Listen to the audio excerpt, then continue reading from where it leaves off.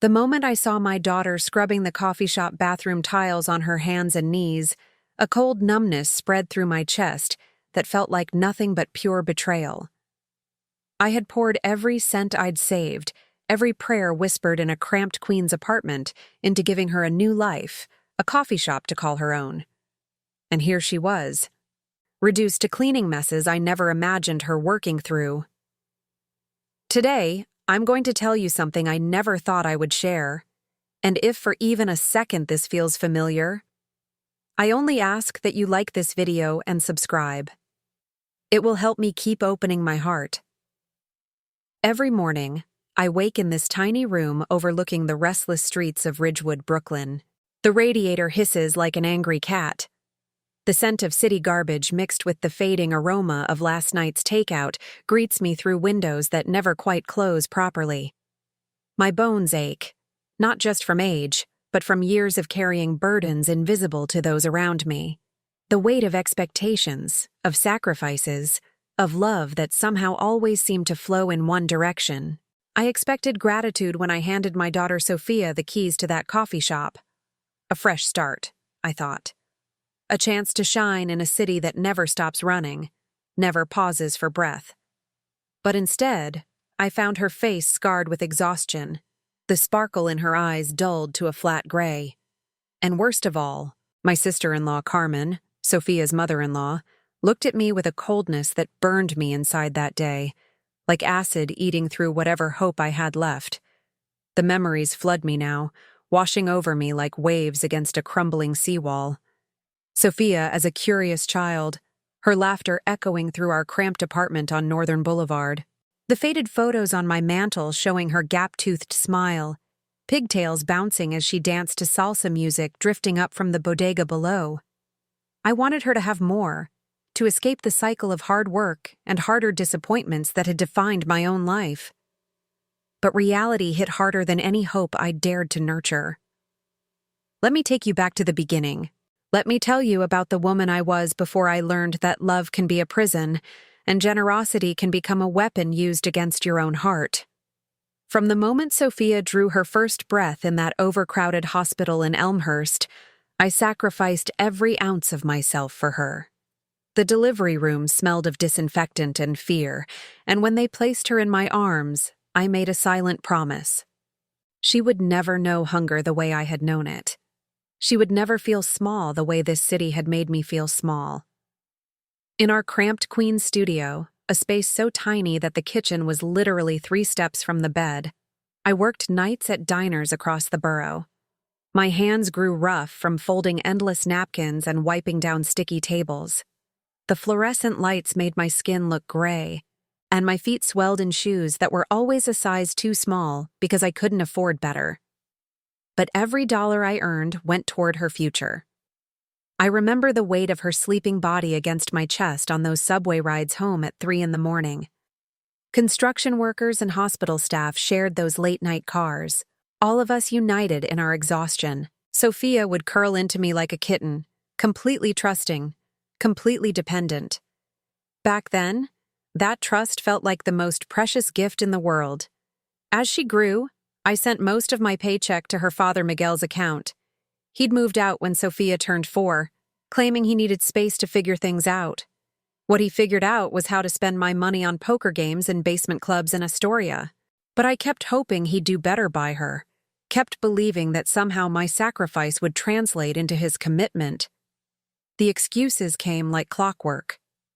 The rent was higher than expected. Sophia needed new shoes. The daycare required a deposit. Always a crisis, always an emergency that only my money could solve. And I gave it every time, because what if it was real? What if refusing meant Sophia would suffer? When Sophia turned 16 and started working weekends at the local bagel shop on Roosevelt Avenue, I thought maybe things would change. She had fire in her eyes then, determination that reminded me of myself at that age. "Mom, I got this," she'd tell me with the confidence only teenagers possess. But debts mounted anyway. Her father's gambling losses became her problems, and her problems became mine. One winter, Sophia was 22 then, I gave her my entire savings account. $23,000 I'd scraped together from 15 years of night shifts and weekend cleaning jobs. It was meant for a down payment on a modest apartment in Woodside, somewhere she could build a life independent from her father's chaos. I handed her the bank envelope like I was passing her a diploma, so proud of what we'd accomplished together. Those funds disappeared within 6 months. "Business expenses," she explained when I finally worked up the courage to ask. Her eyes wouldn't meet mine across the kitchen table. She picked at the edge of a placemat I'd owned since she was in elementary school, the plastic peeling like old sunburn. "What business?" I pressed gently, trying not to sound accusing. "It's complicated, Mom. You wouldn't understand." The silence that followed was colder than any winter in New York. I heard the edge of manipulation beneath her words, sharp as a blade. Was I being used? The thought crept into my mind like smoke under a door, and once it was there, I couldn't ignore it anymore. The late-night calls that went unanswered started then, empty promises replaced by cold shoulders. "I'll call you back" became a phrase with no meaning, words that hung in the air like smoke from a cigarette. No one was smoking. All of it wound tighter around my heart until breathing became difficult. I started recognizing the pattern. Sophia would disappear for weeks, then show up at my door with stories of hardship that required immediate financial rescue. Each crisis was unique, but the formula was always the same: desperation, urgency, and my money as the only solution. But I kept giving because the alternative, losing her completely, felt like death itself. Have you ever loved someone so much that you forgot to love yourself?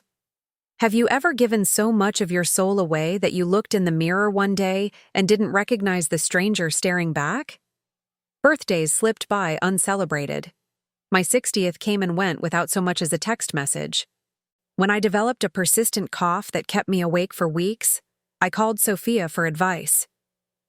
"I'm busy," she said, and I could hear traffic in the background, laughter that didn't include me. The line went dead, leaving me holding a phone that suddenly felt heavier than concrete. During her rare visits, she'd dismiss me with a sigh before I could finish a sentence. She'd turn away to tend to her boyfriend David's whims, fetching him beer, adjusting the TV volume, laughing at jokes that weren't funny. I became furniture in my own home, background noise in conversations that used to center around us. And then came the shock. It was a Tuesday in March, rain drumming against my windows like impatient fingers. I'd decided to surprise Sophia with lunch at the coffee shop I'd bought for her 3 months earlier. The place was called Sophia's Corner, and seeing her name painted in cheerful yellow letters across the storefront had filled me with such pride. Finally, I thought, she has something that's truly hers. I pushed through the heavy glass door, expecting to find her behind the counter, maybe learning to work the espresso machine or chatting with customers. Instead, the front was being managed by a teenager with purple hair and bored eyes. "Where's Sophia?" I asked. The girl shrugged. "In the back, I think." I followed the narrow hallway past boxes of coffee beans and cleaning supplies, past a tiny office cluttered with receipts and unpaid bills. The bathroom door was propped open, and there she was. My daughter, on her hands and knees, scrubbing grout with a toothbrush. Her hair was pulled back in a messy ponytail, and her jeans were soaked with dirty water. She was muttering under her breath, words I'd taught her never to say, words that tasted like frustration and defeat. "Sophia?" I whispered. She looked up, and for a moment, she was 7 years old again, caught tracking mud through the house. Shame and anger warred across her face. "Mom? What are you doing here?" "I brought lunch." I thought, "What are you doing?" She sat back on her heels, and I saw that her knees were raw from kneeling on rough tile. "The regular cleaning lady quit. Someone has to do it." "But this is your shop. You're the owner." "Owner." She laughed, but it was a sound without humor. "Mom, I don't own anything. This place barely breaks even. I'm lucky if I can pay the rent each month." The words hit me like physical blows. But the money I gave you went to David's mother. She co-signed the lease and she wanted her investment protected. I'm basically working for her now. That day, something inside me shattered. The hope I'd built around Sophia's future crumbled like those chipped tiles beneath her fingertips. I stood there watching my daughter, my brilliant, capable daughter, reduced to scrubbing other people's messes with broken fingernails and dead dreams. I walked to the front of the shop in a daze. My hands were shaking so badly that when I tried to pick up a coffee cup from the counter, it slipped through my fingers and shattered against the floor. The sound echoed through the empty space like a gunshot. Tears streamed down my face, but the teenage employee didn't even look up from her phone. I was invisible again, a ghost haunting the life I'd tried so hard to build. That night, I sat in my apartment staring at photo albums I hadn't opened in years. Pictures of Sophia's graduation, her first job, birthdays we'd celebrated together. In every image, I looked tired. Even then, even when I thought I was happy, exhaustion was etched in the lines around my eyes. For the first time in decades, I really thought about saying no, about refusing to be what they took for granted, about refusing to buy love with my sacrifices. But I feared the unbearable loneliness that might follow. Would I die alone, forgotten like a discarded winter coat in the back of someone else's closet? The thought haunted me as I packed away those dusty photo albums. In the cracked mirror above my dresser, my reflection looked like a stranger, hollow-eyed and fading. Do you know that feeling? When you realize you've spent so many years being what other people needed that you've forgotten who you actually are? When I finally confronted Sophia about what I'd seen, we sat across my tiny kitchen table, the same Formica surface where she'd done homework 20 years earlier. The tension in that small room was suffocating, thick enough to cut with a knife. "You lied to me," I said quietly. Her response was a slap across the face. "I never lied. You assumed things." "I assumed that when I gave you $60,000 to start a business, you'd actually own that business." "You don't understand what I'm going through," she snapped, and I saw tears of frustration, or maybe guilt, brimming in her eyes. "David's mother knows about business. She's helping me." By making you clean toilets? By teaching me responsibility." The words came out like she'd rehearsed them, like someone else's script performed by my daughter's voice. When had she learned to speak in someone else's words? But the worst was yet to come. Sophia's mother-in-law, Carmen, arrived for what she called a family meeting. I'd invited my son Roberto and his wife, thinking maybe we could work through this together, find a way forward that honored everyone's needs. Carmen walked into my apartment like she owned it. Designer purse, perfectly styled hair, confidence that filled the room like expensive perfume. She looked around at my modest furnishings, the couch I'd bought used 15 years ago, the plants I'd nursed through multiple moves, with barely concealed disdain. "You always spoiled her too much," she announced without preamble, settling into my favorite chair like a queen claiming a throne. "She needs to learn the world isn't fair." Her words hit me like shards of glass, each one finding its mark with surgical precision. "I never spoiled her," I managed. "I worked 3 jobs to give her opportunities. And look how that turned out." Carmen's smile was all teeth and no warmth.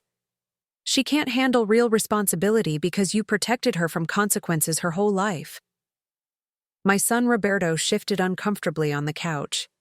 His wife Laura studied her hands like they contained the answers to complex mathematical equations. "Mom," Roberto said carefully, "maybe Carmen has a point. Sophia does need to learn independence." "Independence?" The word felt foreign in my mouth. "She's scrubbing floors for money she should have been earning as a business owner. How is that independence?" "It's honest work," Carmen interjected.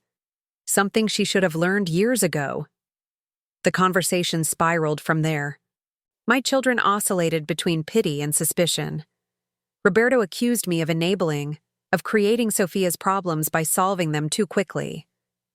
My other daughter, Elena, avoided the conversation altogether, claiming she had to work late and hanging up when I called. Guilt wrapped around me like a winter coat made of lead. Had I ruined my daughter by loving her too much? Had my sacrifices actually been selfishness in disguise? But then, unexpectedly, help came from the most unlikely source.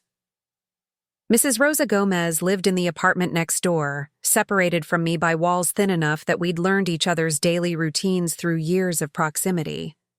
She was a retired schoolteacher from the Bronx, a woman who'd raised 4 children on a teacher's salary and somehow managed to send 3 of them to college. The day after the disastrous family meeting, I found her waiting in the hallway with 2 cups of coffee and a knowing smile. "Rough night?" she asked in that gentle way that invited honesty. I broke down right there in the fluorescent-lit hallway, spilling everything while she listened without judgment. When I finished, she was quiet for a long moment, sipping her coffee and watching dust motes dance in the afternoon light. "Maria," she said finally, "I taught children for 35 years. You know what I learned? Sometimes, the kindest thing you can do for someone is let them struggle. Not because you don't love them, but because you do." Her words settled into my chest like seeds finding fertile ground. "But what if I lose her?" I whispered.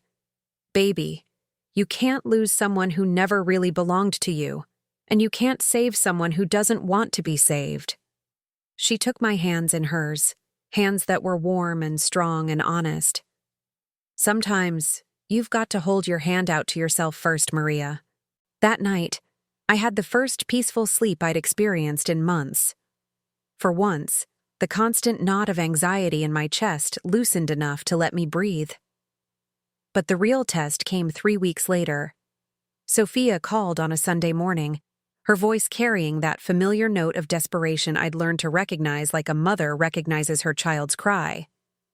"Mom, I need your help." The words that used to send me scrambling for my checkbook now made me pause. "What kind of help?" "Business expansion. There's this opportunity to cater a big corporate event, but I need money upfront for supplies." I found myself asking questions I'd never asked before. "How much money? What's the timeline? What happens if the event gets canceled? Mom, do you trust me or not?" There it was. The manipulation disguised as hurt feelings. The emotional blackmail wrapped in the language of disappointment. How many times had I fallen for this exact script? "I trust you," I said carefully, "but I'm not giving you money." The silence stretched so long I thought the call had dropped. "What did you say?" "I said no, Sophia. I'm not giving you money for this or anything else." The word tasted bitter, like medicine that would heal but hurt going down. It was the first time in years I'd refused her. The first morning I hadn't woken up hoping for gratitude that never came. "Fine," she said, and I could hear tears in her voice. Whether real or performed, I no longer cared. "I guess I know where I stand with you now." The line went dead, leaving me holding a phone that suddenly felt lighter than air. I walked to the local bank that afternoon for the first time in over a decade. The teller was a young woman with kind eyes who helped me set up a new account, one with only my name on it. As I filled out the paperwork, I felt something I hadn't experienced in years. The simple pleasure of making a choice for myself. That week, I contacted a community organization in Park Slope that offered counseling services for people like me, women who'd lost themselves in their own families. The first session was terrifying. Sitting in that circle of folding chairs, listening to stories that echoed my own, I realized how many of us there were. How many mothers and grandmothers and wives had given until there was nothing left to give. The facilitator, a woman named Dr. Patterson with silver hair and eyes that had seen everything, asked us to consider a radical idea, that setting boundaries wasn't cruelty, but kindness. That saying no to others sometimes meant saying yes to ourselves. Love without limits becomes enabling. she said during my third session. And enabling isn't love. It's fear of abandonment disguised as generosity. Every word felt like a key turning in a lock I hadn't realized was there. But the hardest part was yet to come. For months after I stopped giving Sophia money, our relationship became a cold war, fought through uncomfortable silences and accusations delivered through other family members. Roberto would call to tell me Sophia was struggling. Elena would mention casually that maybe I was being too harsh. The pressure to give in was enormous, like trying to breathe underwater. Every fiber of my being wanted to write that check, to smooth over the conflict, to buy peace with my savings account. But I held firm, even when the loneliness felt like it might kill me. Then came the night that changed everything. Sophia requested a family Zoom call. It was February, and snow was falling outside my window in those fat, lazy flakes that make the city look almost beautiful. I sat at my kitchen table with my laptop, watching the little squares pop up on screen. Sophia and David from their apartment. Roberto and Laura from their house in New Jersey. Elena from her dorm room where she was finishing her master's degree. Carmen, of course, front and center with perfect lighting and a backdrop that screamed expensive taste. "We need to talk about Mom's recent behavior," Sophia began, and I knew immediately that this was an ambush. For an hour they took turns explaining my failures, how I'd abandoned Sophia in her time of need, how my selfishness was tearing the family apart, how my refusal to help was proof that I'd never really loved her at all. Carmen naturally delivered the killing blow. "Maria, I think you're having some kind of breakdown. This isn't like you." There it was, the final insult. Not only was I wrong, but I was crazy for thinking I had the right to be wrong. I'd prepared for this moment in a way. I'd brought a photo album to show them, pictures of all the sacrifices, all the late nights, all the times I'd chosen their needs over my own. But sitting there, listening to them rewrite the history we'd lived together, I pushed the album aside. "I will no longer buy love," I said, and my voice was steady even though my hands were trembling. "Respect me or lose me." The silence that followed was deafening. Carmen scoffed. "Who do you think you are, Maria? You raised your children to need you, and now you're punishing them for it." "Maybe I am," I said. "Maybe I made mistakes, but I'm not making them anymore." I closed the laptop without saying goodbye, ending the call with the same finality I was bringing to that chapter of my life. That night, I locked the photo album in a drawer beside my bed, a symbolic act of closing the book on overlooked pain. I wouldn't throw the pictures away, but I wouldn't worship at the altar of sacrifice anymore either. Sophia tried calling the next day with promises and apologies, but I let it go to voicemail.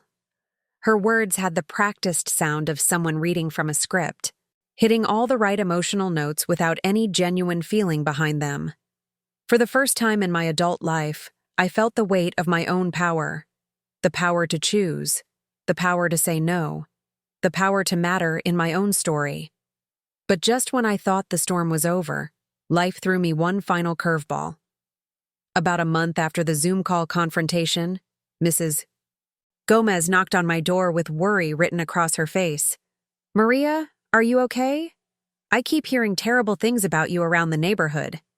My blood went cold. What kind of things? Someone had been spreading rumors, stories about how I was a manipulative mother trying to control my adult children through financial abuse, how I'd threatened to cut off Sophia's inheritance unless she cleaned my apartment every week, how I was becoming unstable in my old age, possibly developing dementia. The lies were so elaborate, so specific, that they had the ring of truth to people who didn't know me well. At the bodega where I'd shopped for 15 years, the owner looked at me with new suspicion. The woman who worked at the laundromat started avoiding conversation. I felt like I was drowning in other people's fiction about my life. The cruelest part was discovering that Sophia knew about the rumors and hadn't defended me. When I confronted her over the phone, she sent me what was clearly a fake apology video the next day. Staged and cold, shot in perfect lighting with careful makeup, denying her own struggles and painting me as an overbearing mother who couldn't let her grown children live their lives. "My mom has been going through some changes lately," she said to the camera with practiced sadness. "I think she's having trouble adjusting to me being independent. I love her, but I can't let her control my life anymore." Art? The video had been posted on Facebook with comments from people I didn't even know, relatives of David's family, strangers who felt qualified to judge my parenting based on a 3-minute performance. It stung like being slapped in public, like having your most private shame displayed for entertainment. But here's the strange thing. Even as the hurt burned through me like acid, I stayed still. Silent, but unshaken. The pain was there, sharp and real, but it no longer ruled me. I realized that this wasn't about proving my worth to them anymore. This was about how I saw myself. And for the first time in decades, I was starting to like the woman looking back at me from the mirror. Do you know what real strength looks like? It's not fighting back. It's not proving you're right. It's sitting quietly in the truth of who you are, while other people create fairy tales about your life. The transformation didn't happen overnight. For weeks after the video was posted, I struggled with the urge to defend myself, to tell my side of the story, to make people understand. But Mrs. Gomez, wise as always, stopped me. "Baby, you don't need to convince anyone of your worth. The people who matter already know. The people who don't know don't matter." So instead of fighting, I started building. I enrolled in a pottery class at the Ridgewood Community Center. Tuesday and Thursday evenings, I'd sit at a wheel with clay between my fingers, learning to shape something beautiful from raw earth. The instructor, a woman named Janet with paint-stained fingers and infectious laughter, taught us that the most important skill in pottery isn't technique, it's patience. "You can't force clay," she said during my second class. "You have to work with it, respect what it wants to become." The metaphor wasn't lost on me. My hands, rough from years of work, found new purpose in shaping bowls and mugs and little figurines. The clay didn't care about my age or my mistakes or the rumors spreading through my neighborhood. It only cared about the pressure of my fingers and the steadiness of my intention. I gave my first successful mug to Mrs. Gomez. It was lopsided and the handle was slightly too small, but she received it like it was made from precious metals. "This is beautiful, Maria," she said, cradling it like a baby bird. And for the first time in years, I believed I could create beautiful things. The pottery class became my sanctuary, but it was only the beginning. I redecorated my tiny apartment, starting with the living room that had looked the same for 15 years. Fresh flowers from the corner market, orange marigolds and white daisies that reminded me of sunshine. A new lamp with warm light that made everything look softer. Throw pillows in deep blues and greens, colors that made me feel calm instead of anxious. Most importantly, I bought myself a sweater. It sounds simple, but it felt revolutionary. A soft cardigan in deep navy blue, made from wool that felt like a hug. I'd spent so many years buying practical things, functional things, things that would last and serve a purpose. This sweater served only one purpose. It made me happy. I wore it everywhere. To the pottery class, to the grocery store, to my weekly coffee with Mrs. Gomez at the Filipino Cafe on Myrtle Avenue. It became my armor, my reminder that I deserved beautiful things simply because I was alive and breathing and worthy of care. The changes were small, but profound. I started taking walks through Ridgewood in the early mornings, before the city fully woke up.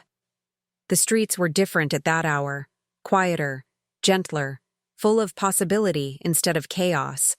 I discovered corners of my own neighborhood I'd never noticed.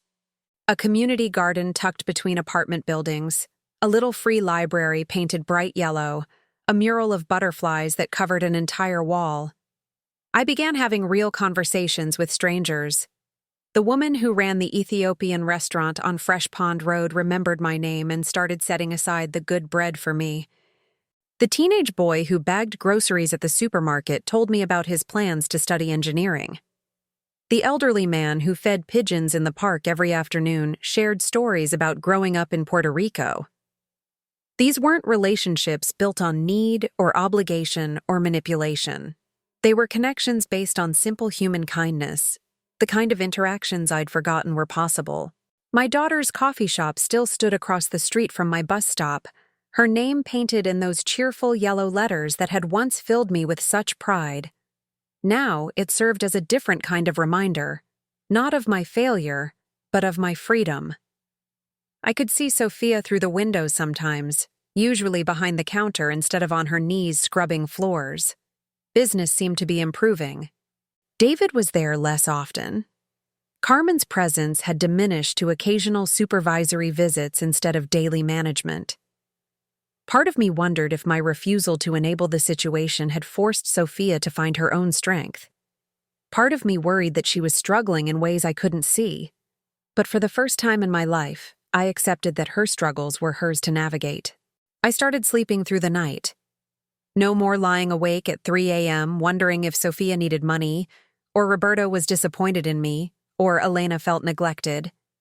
The constant background hum of anxiety that had been my companion for decades simply stopped. In its place came something I barely recognized: peace. Have you ever experienced that? The moment when you realize the weight you've been carrying wasn't yours to bear? When you understand that love doesn't require the sacrifice of your entire self? About 6 months after I'd established my new boundaries, Roberto called with an unusual request. Not for money or intervention or guilt-laden conversations about family loyalty. He wanted to have dinner. Just the two of us, he said. No agenda, no drama, no other family members. We met at a Puerto Rican restaurant in Corona that had been there since I was Sophia's age. The kind of place with plastic tablecloths and food that tasted like someone's grandmother made it with love instead of profit margins. "Mom," he said after we'd ordered, "I owe you an apology." I nearly choked on my water. For what? For not seeing how much you were hurting, for assuming you were wrong when you started setting boundaries, for not understanding that we'd all gotten so used to taking from you that we forgot to give back. His words were careful, measured, like he'd been thinking about them for months. "I've been watching Sophia these past few weeks," he continued. "She's actually managing the coffee shop better now, making decisions instead of waiting for someone else to solve her problems. It's like..." He paused, searching for the right words. "It's like she couldn't grow up as long as you were willing to be her safety net." "So you're saying I was right to cut her off?" "I'm saying you were right to save yourself." That conversation marked the beginning of a new relationship with my son. Not the old dynamic of him managing family crises or mediating between his sister and me, but something simpler. Two adults who happened to be related, sharing meals and stories and the occasional laugh. But the real transformation was still unfolding inside me. I started writing letters I never sent. To Sophia, explaining years of hurt feelings and broken promises. To Miguel, her father, about the damage his choices had caused. To myself, apologizing for all the times I'd accepted less than I deserved. Writing those letters was like cleaning house after a flood. Painful, but necessary. With each page, I felt lighter. I also started saying yes to invitations I would have previously declined. When Mrs. Gomez asked if I wanted to join her church's volunteer program, I said yes. When the pottery teacher invited our class to display our work at a local art fair, I said yes. When a widower from my building asked if I'd like to have coffee sometime, I surprised us both by saying yes. His name was Frank, and he'd lived 3 floors up for 7 years without us ever having a real conversation. He was a retired bus driver with gentle hands and stories about every neighborhood in Queens. Our coffee date turned into dinner, which turned into long walks through Flushing Meadows Park, which turned into the kind of easy companionship I'd forgotten was possible. Frank never asked me for money or expected me to solve his problems or treat him like a child who needed constant supervision.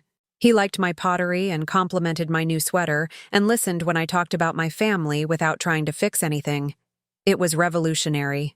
Most importantly, I rediscovered the woman I'd been before motherhood consumed my identity entirely. The woman who used to love dancing meringue in her kitchen while cooking dinner, who read romance novels without guilt, and painted her nails coral pink because it made her feel beautiful, who dreamed of traveling to places she'd only seen in movies. That woman had been sleeping inside me for 30 years, and she woke up hungry for life. But this isn't a fairy tale. Real life doesn't tie up in neat bows, and families don't always heal just because one person decides to get healthy. Elena eventually reached out, tentatively at first, then with increasing warmth. She was the most like me, she said. The people pleaser, the peacemaker, the one who tried to fix everyone else's problems. Watching my transformation had given her permission to examine her own life, her own tendency to disappear into other people's needs. "I've been in therapy," she told me during one of our phone calls. "Working on boundaries. It's harder than I thought it would be." "The hardest part isn't learning to say no," I told her. "The hardest part is believing you have the right to say it." We started having weekly calls, just the two of us. Not about Sophia or Roberto or family drama, but about books we were reading and movies we'd enjoyed and plans for the future. She was thinking about graduate school, maybe a career change that would make her happy instead of just paying the bills. Sophia remained a question mark. Sometimes I'd catch glimpses of her through the coffee shop window, and she looked different. More confident, maybe. Less defeated. But we hadn't spoken directly since the fake apology video, and neither of us seemed willing to make the first move toward reconciliation. That was okay.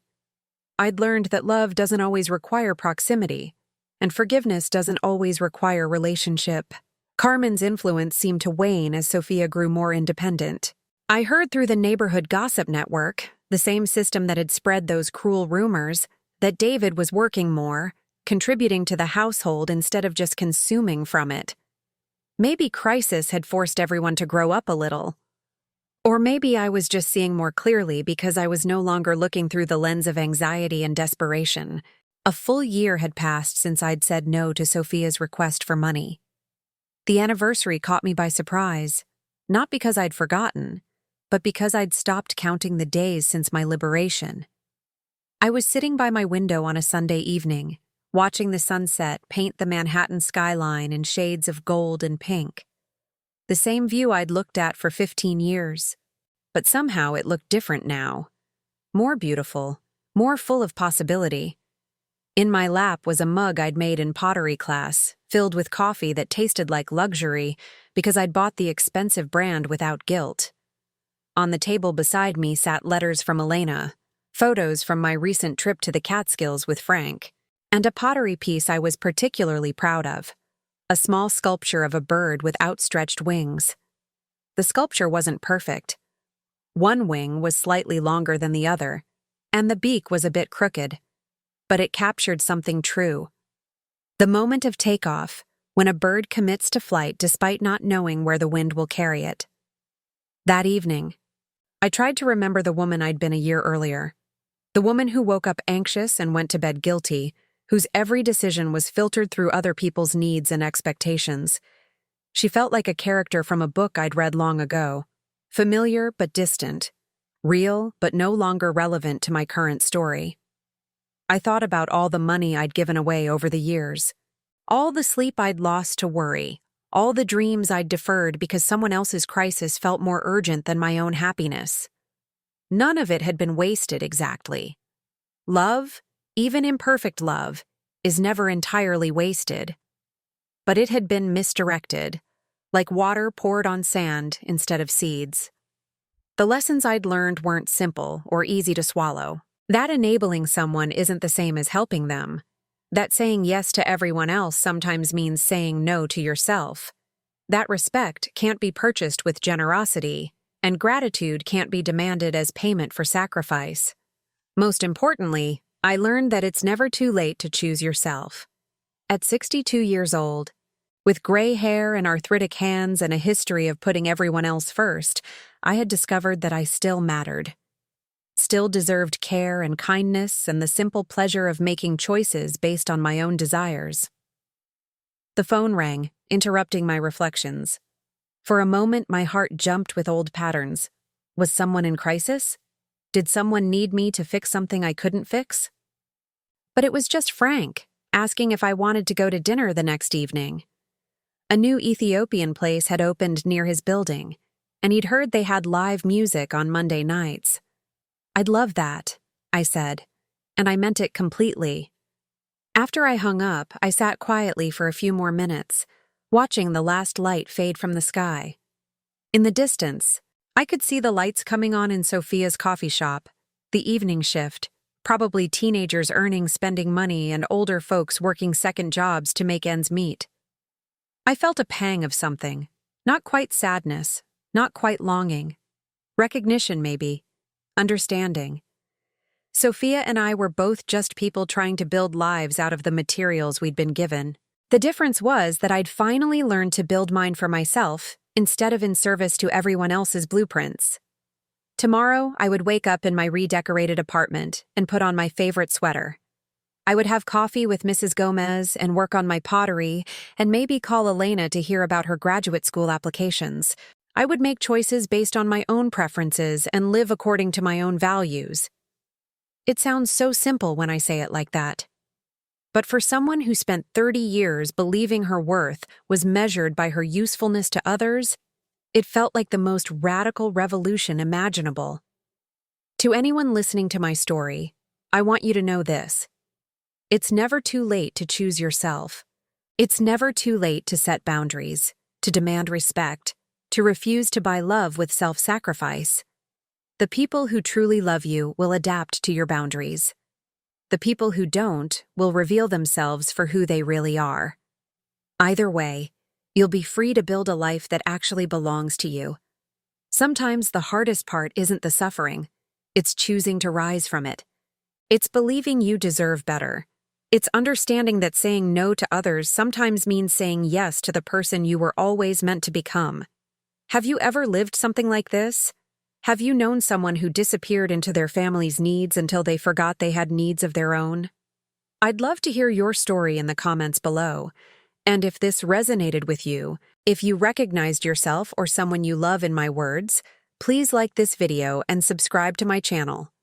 Because none of us should have to walk this road alone, and sometimes sharing our stories is the first step toward changing them. Thank you for opening your heart with me today. Thank you for listening without judgment, and for allowing me to transform my pain into something that might help heal yours. The sun has set completely now, and the city lights stretch out before me like scattered stars. Tomorrow is a blank page, and for the first time in decades, I get to decide what to write on it. That feeling, that freedom, is worth everything it cost me to find it. But let me tell you about the moment everything truly changed. Not the day I said no to Sophia, not the day I closed the laptop on that family intervention, but a quiet Tuesday morning 6 months later when I was sitting in my pottery class, working on what would become my masterpiece. The clay was fighting me that day. Every time I tried to shape it into the vase I had envisioned, it collapsed or warped or simply refused to hold its form. I was getting frustrated, the way I used to get frustrated when Sophia's crises didn't respond to the solutions I threw money at. "Stop," Janet said gently, placing her paint-stained hand over mine. "You're trying to force it again." I looked down at the misshapen lump on my wheel, this thing that had refused to become what I wanted it to be, and suddenly I started laughing. Not the bitter laugh Sophia had given me when I found her scrubbing those bathroom tiles, but something lighter. Something free. "What if it doesn't want to be a vase?" Janet asked. "What if it wants to be something else entirely?" I let my hands rest on the clay, not pushing or pulling or demanding, just feeling its texture and temperature and possibilities. And slowly, without forcing anything, it began to take shape under my fingertips. Not a vase, but a bowl. Wide and shallow and perfectly imperfect, with walls thick enough to hold weight without breaking. When I lifted it from the wheel, I saw that I'd created something beautiful, not in spite of the clay's resistance, but because I'd learned to work with it instead of against it. That bowl sits on my kitchen table now, filled with fruit from the farmer's market I visit every Saturday. Apples and pears and oranges that I buy simply because they look beautiful, not because they're practical or on sale or necessary for someone else's needs. But the real transformation was happening in other parts of my life too. The volunteer work at Mrs. Gomez's church had introduced me to women who'd lived versions of my story. Mothers who'd given their last dollars to children who never said thank you. Wives who'd worked 3 jobs while their husbands pursued dreams that never materialized. Grandmothers who'd raised their children's children only to be forgotten when the crisis passed. We formed an unofficial support group that met Thursday evenings in the church basement. We called ourselves Las Madres Olvidadas, the Forgotten Mothers. The name was Elena's suggestion during one of our weekly phone calls. She'd been following my journey with the kind of attention she'd never paid to my sacrifices. "Mom," she said, "you're not forgotten anymore. You're remembering yourself." The group started with 5 women and grew to 15, then 20. Women of all ages, though most of us were over 50. We'd spent decades believing that our value lay in our utility, that love was something we had to earn through service and sacrifice. In that basement, surrounded by folding chairs and the faint smell of coffee and the kind of fluorescent lighting that makes everyone look tired, we learned to see ourselves differently. To recognize that we weren't supporting our families by disappearing into their needs. We were enabling them to never learn how to need themselves. Maria Elena, a woman in her 70s who'd raised 9 children and countless grandchildren, told us about the day she stopped cooking dinner for her 40-year-old son, who still lived in her basement. "He said I was being cruel," she laughed, adjusting the bright red scarf she wore every Thursday. Cruel, for expecting a grown man to feed himself. Carmen, a different Carmen, not Sophia's mother-in-law, but a gentle woman who'd spent 40 years married to an alcoholic, shared how she'd finally changed the locks after her husband disappeared for 2 weeks on a gambling binge.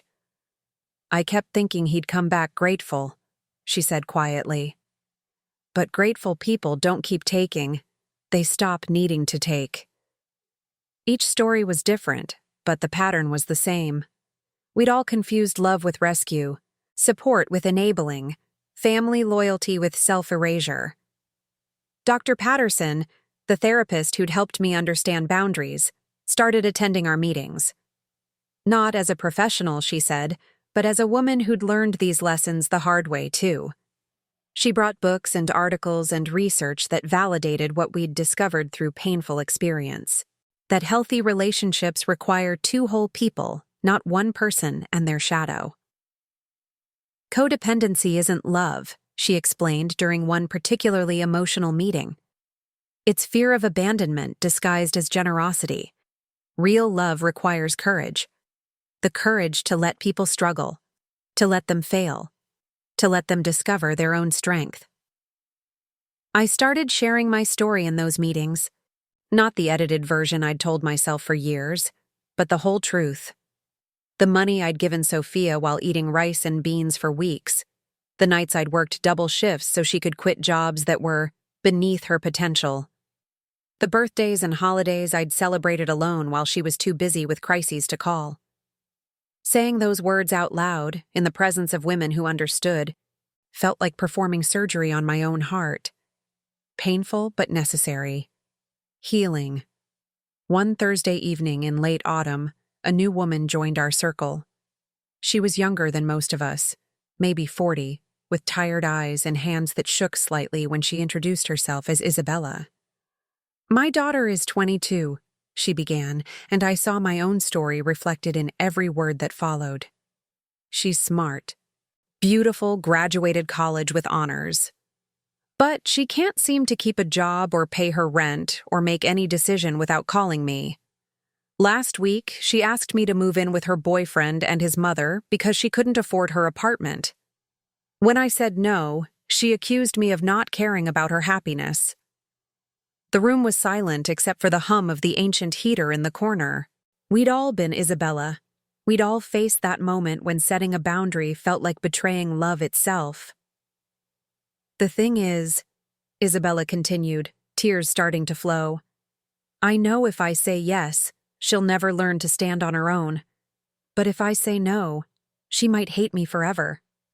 Mrs. Rosa Gomez, who'd become something of a mother figure to our group despite being one of the youngest at 68, leaned forward in her chair.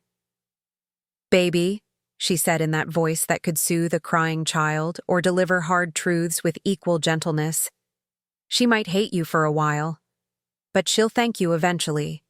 And even if she doesn't, you'll still have done the right thing." "How do you know?" Isabella asked. "Because," Rosa said, looking around the circle at all of us, "sometimes the greatest gift you can give someone is the chance to become who they're meant to be. And they can't do that as long as you're willing to be who they're comfortable with you being." That night, after the meeting ended and we'd put away the folding chairs and turned off the lights, I walked home through streets that sparkled with early frost. The air was cold enough to make me grateful for my navy blue sweater, warm enough to remind me that winter wasn't permanent. I thought about Isabella and her daughter, about Sophia and the coffee shop, about all the ways love can become a prison when we mistake sacrifice for support. In my purse, I carried a small pottery figurine I'd made the week before, a woman with arms stretched wide, not to embrace someone else, but to celebrate her own existence. I'd planned to give it to Frank, but suddenly I knew it belonged to Isabella. A reminder that sometimes the most loving thing you can do is take up space in your own life. The seasons changed, and so did we. Spring came early that year, and with it, a kind of restlessness I hadn't felt in decades. One morning in April, I woke up with an idea so bold it scared me. I wanted to travel. Not the practical kind of travel I'd always talked about, visiting Roberto in New Jersey or taking Elena to see colleges, but the selfish, indulgent kind. I wanted to see places that existed only for their beauty, to eat food I couldn't pronounce, to spend money on experiences instead of other people's emergencies. Frank and I had been talking about taking a trip together. Nothing dramatic, maybe a long weekend in Vermont to see the fall foliage. But that morning, looking out my window at the cherry tree blooming in the courtyard below, Vermont felt too small. I wanted to see the ocean.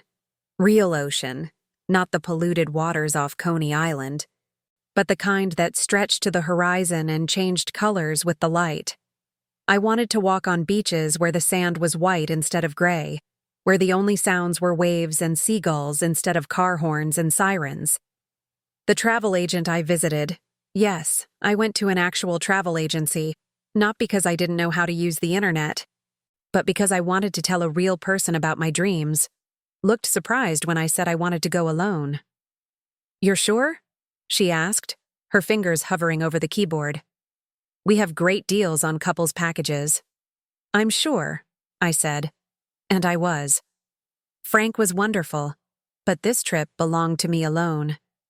This was about claiming space in the world, not sharing it. 3 weeks later, I was sitting on a beach in Puerto Rico, watching the sun sink into water so blue it looked artificial. I'd never been to Puerto Rico before, despite having ancestry there. My grandmother used to tell stories about the town where she grew up, describing flowers that bloomed year-round and music that drifted from every doorway. I'd booked a small hotel in Old San Juan, the kind of place that catered to solo travelers and retirees, and people who wanted to disappear into their own lives for a while. My room was tiny, but clean, with a balcony that overlooked cobblestone streets, and buildings painted in colors that made me think of happiness. For 5 days, I had no schedule, no obligations, no one else's needs to consider. I ate breakfast in bed while reading romance novels I'd bought at the airport. I spent hours wandering through art galleries and markets, buying things simply because they pleased me. A hand-painted ceramic plate, a silver bracelet, a book of poetry in Spanish that I could barely understand but loved anyway. On my 3rd day, I took a tour to the El Yunque rainforest. The guide was a woman about my age named Carmen. Yes, another Carmen. But this one had kind eyes and a laugh that reminded me of my grandmother. She told stories about the island's history and pointed out birds I'd never seen and made me feel like an explorer instead of a tourist.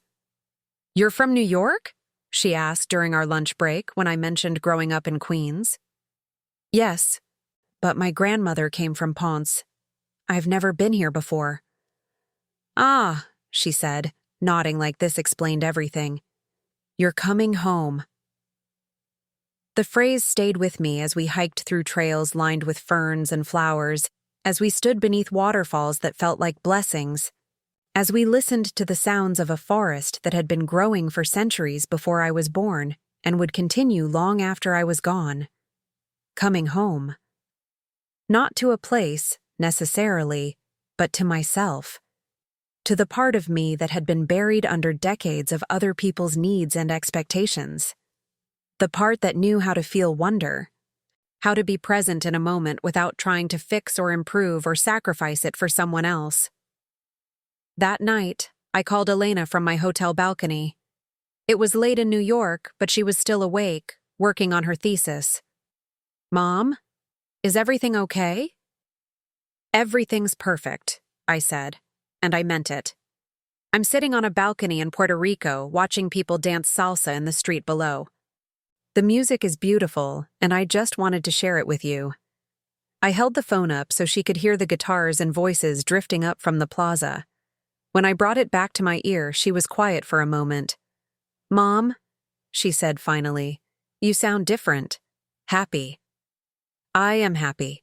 For the first time in years, I'm exactly where I want to be, doing exactly what I want to do." "What about Sophia? Roberto? Don't you miss us?" "I miss you," I said carefully. "But I don't miss worrying about you. I don't miss feeling responsible for your happiness. I miss the parts of you that exist just for joy, not the parts that exist because you need something from me." Elena was quiet again, and I worried I'd said too much. But then she laughed, not at me, but with recognition. "You know what? I think I needed to hear that. I've been so worried about everyone else's expectations that I forgot I'm allowed to disappoint people." "You're allowed to disappoint people," I confirmed. "In fact, if you never disappoint anyone, you're probably not living your own life."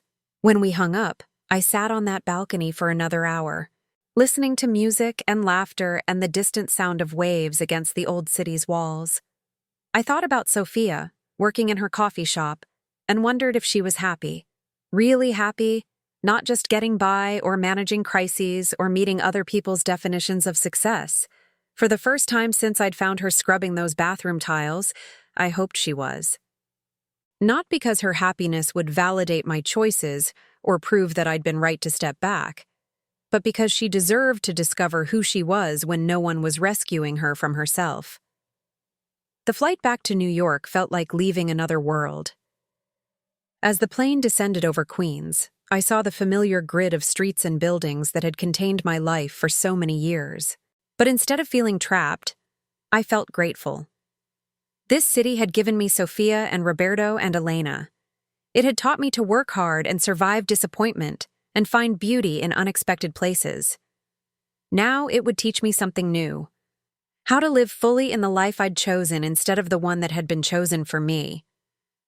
Frank met me at the airport with flowers, daisies and roses, the kind of arrangement that spoke of friendship rather than obligation. In the car, I told him about the rainforest and the beaches, and the moment I'd realized I was coming home to myself. "I want to do that too," he said, as we sat in traffic on the BQE, the skyline of Manhattan glittering in the distance. "I want to go somewhere, just because I want to go there." "Where would you go?" "Ireland. My grandfather used to tell stories about County Cork, but I've never been.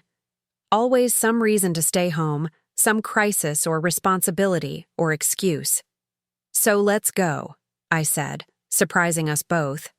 "Let's plan a trip to Ireland, together this time." He looked at me like I'd just suggested we fly to the moon. "Really? You'd want to do that? Frank, I spent 30 years planning my life around other people's emergencies. I think I can spare a few weeks for our dreams. 6 months later, we were walking through green fields that looked exactly like the postcards, listening to Irish music in pubs that smelled of beer and history, talking to people whose accents turned every conversation into poetry. But the real journey was happening back home, in the gradual reconstruction of my relationship with my children and the slow, careful architecture of boundaries that protected without punishing. Roberto and I met for dinner once a month, sometimes with Laura, sometimes alone. Our conversations had evolved beyond family crisis management to include books we were reading, places we wanted to visit, memories that didn't center on solving problems or managing Sophia's latest drama. Elena called every week, but not because she needed something. She called because she wanted to share her life with me. Her thesis research, her new boyfriend, her plans to spend a summer in Spain after graduation. She'd learned to see me as a person with interests and opinions, not just as a resource for emotional support or financial rescue. And Sophia remained the mystery, the unhealed wound, the relationship I'd had to amputate to save the rest of my life. Until one Tuesday morning in September, exactly 2 years after I'd found her scrubbing bathroom tiles, when my phone rang with her name on the screen. I stared at it for 3 rings, my heart hammering against my ribs. Mrs. Gomez happened to be visiting, and she watched me with the kind of calm attention that comes from witnessing many difficult moments. "You don't have to answer," she said gently. "But what if she needs—" "Maria." Rosa's voice stopped me mid-sentence. "What if she doesn't need anything? What if she just wants to talk?" I answered on the 5th ring. "Mom."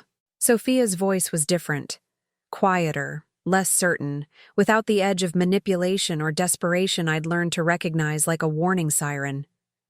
"Hi, Sophia. She paused, and I heard traffic in the background, the familiar sounds of Queens Boulevard.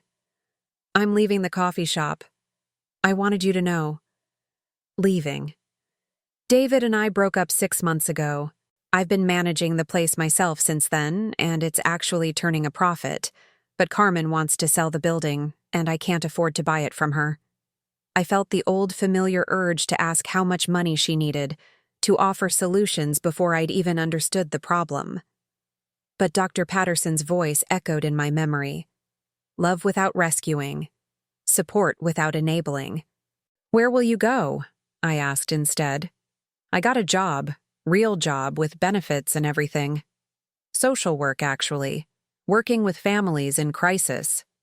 She laughed, and it sounded genuine for the first time in years. Turns out all those years of managing everyone else's emergencies qualified me for something. "That's wonderful, Sophia."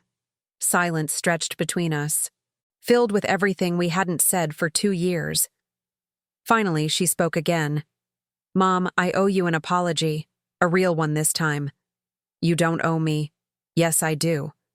Her voice was firm now, steadier. "I took advantage of your love. I used your guilt and your fear of losing me to manipulate you into solving problems I should have solved myself. And when you finally said no, I tried to make you the villain instead of taking responsibility for my own choices." I closed my eyes, feeling something tight in my chest finally begin to loosen.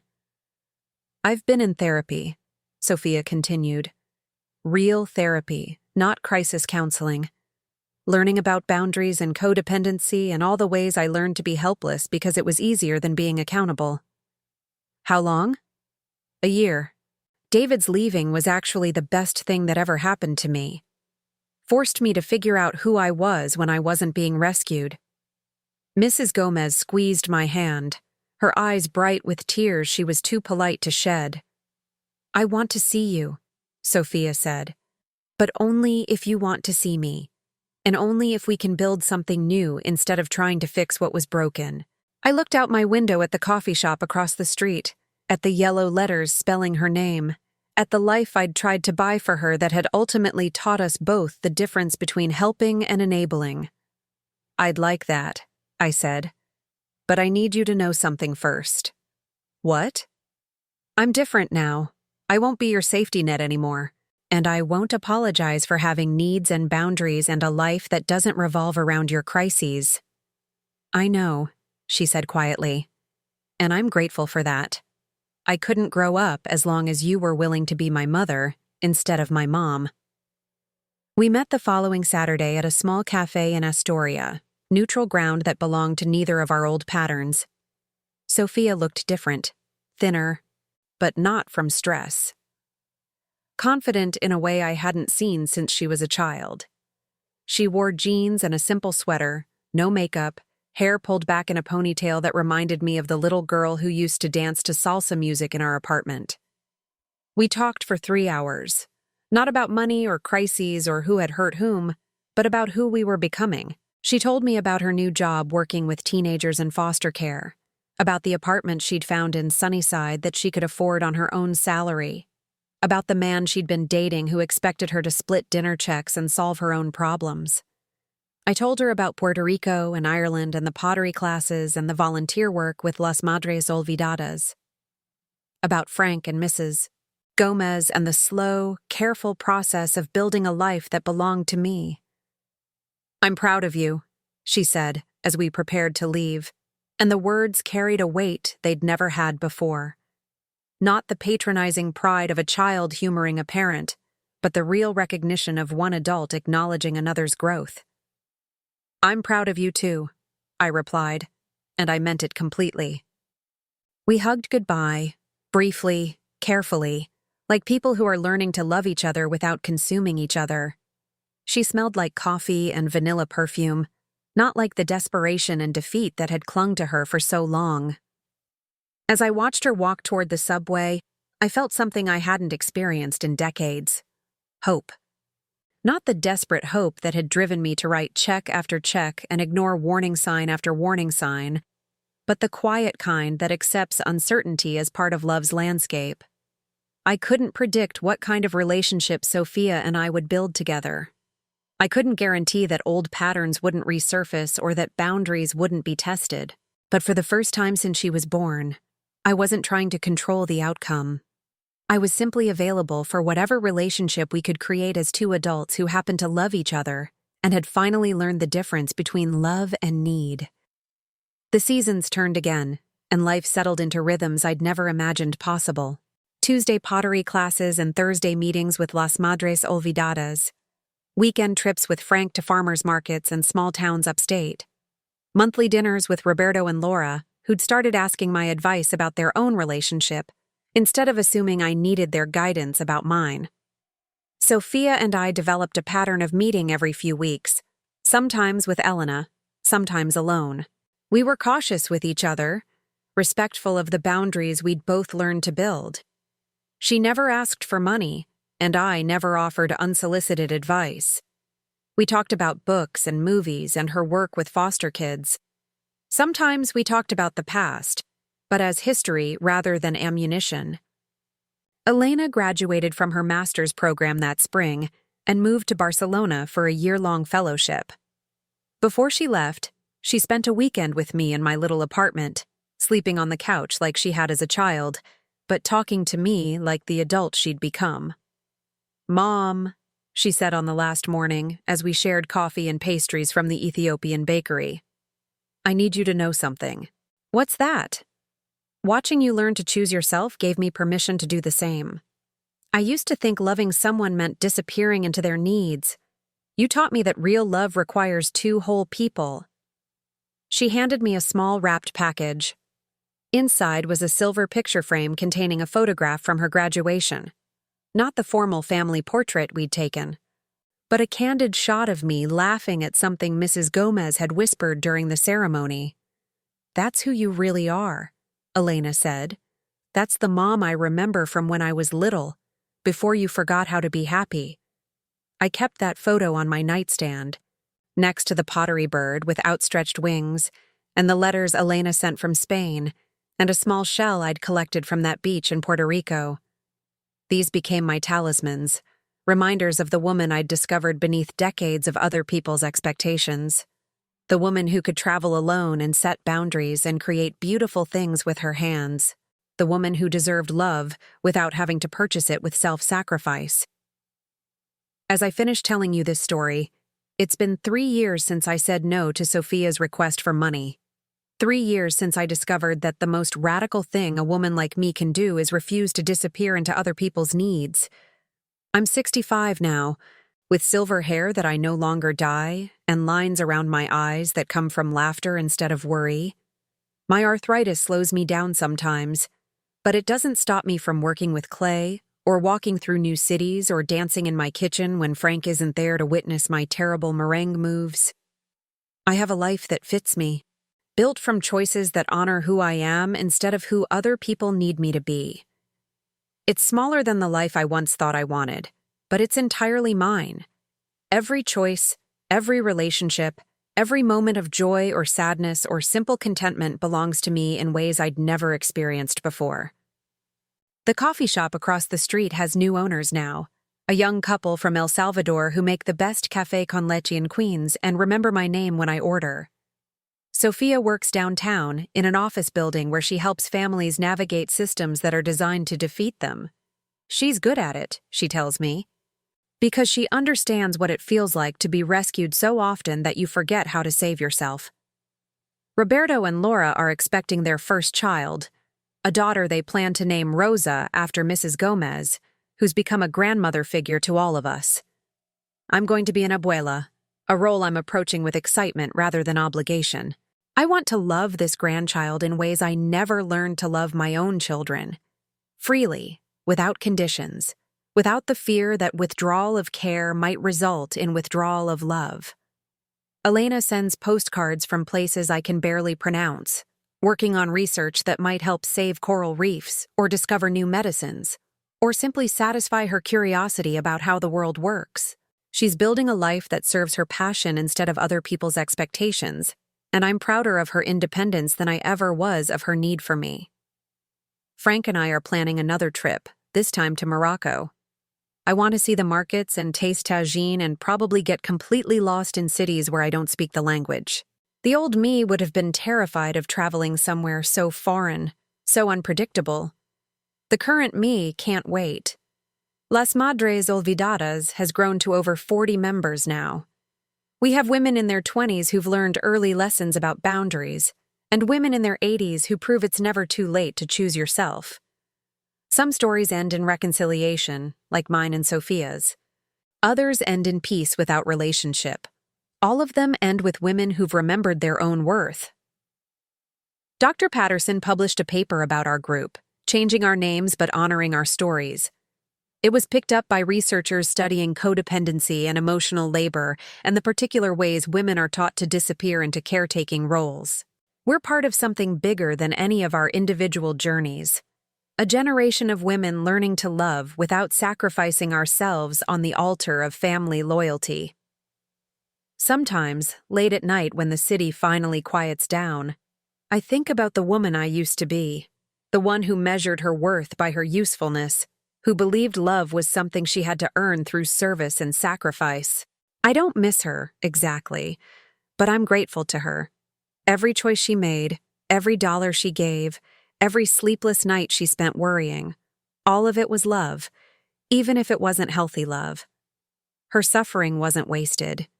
It became the foundation for everything I've learned about boundaries and self-respect, and the difference between enabling and supporting. It taught me that you can love someone completely without being responsible for their happiness, and that the greatest gift you can give your children is the chance to discover their own strength. Most importantly, she taught me that it's never too late to choose differently. At 62, when most people assume your character is fixed and your patterns are permanent, I discovered that I could change. That I could build new relationships based on mutual respect rather than mutual need. That I could create beauty and experience joy and travel to places I'd only dreamed about. If you're listening to this and you recognize yourself in my story, if you're the person everyone calls when they need something, if you've given so much of yourself away that you no longer know who you are underneath the caretaking, I want you to know that it's not too late. You can learn to say no without feeling guilty. You can set boundaries without losing love. You can choose yourself without being selfish. You can build a life that belongs to you, not to the people who have learned to need you more than they need to grow. It won't be easy. People will resist your transformation. They'll call you selfish or cruel or crazy. They'll try to guilt you back into old patterns with tears and anger and accusations. Some relationships won't survive your refusal to enable dysfunction, but you will survive. More than survive. You'll discover parts of yourself that have been sleeping for decades. You'll remember dreams you'd forgotten and develop interests that have nothing to do with anyone else's needs. You'll build relationships based on choice rather than obligation, love rather than guilt. The people who truly love you will adapt to your boundaries. The people who don't will reveal themselves for who they really are. Either way, you'll be free to become who you were always meant to be. Thank you for listening to my story. Thank you for witnessing this journey from sacrifice to selfhood, from enabling to empowering, from buying love to building it on healthy foundations. If this resonated with you, please share it with someone who needs to hear it. Like this video, subscribe to my channel, leave a comment about your own journey toward boundaries and self-respect. We don't have to walk this path alone. Sometimes, sharing our stories is the first step toward changing them. Sometimes, witnessing someone else's transformation gives us permission to begin our own. The sun is setting over Queens as I finish recording this, painting the sky in shades of rose and gold. Tomorrow, I'll wake up in my own life, make choices based on my own desires, and continue building a story that finally belongs to me. That feeling, that freedom, remains worth everything it cost me to find it.